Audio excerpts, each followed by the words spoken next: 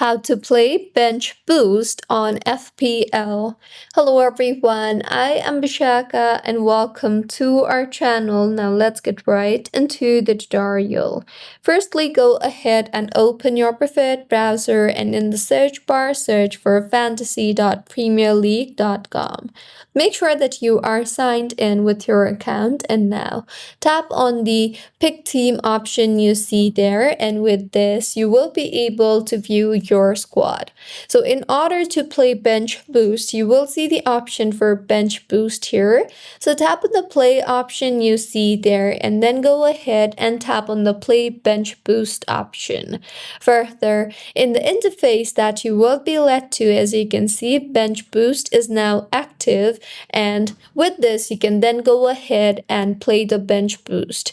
The points scored by your benched players in a game week will be added to your total, and it can be cancelled at any time before the game week deadline.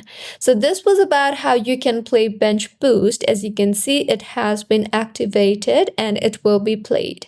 If you find this tutorial helpful, please like the video and do comment if you have any queries.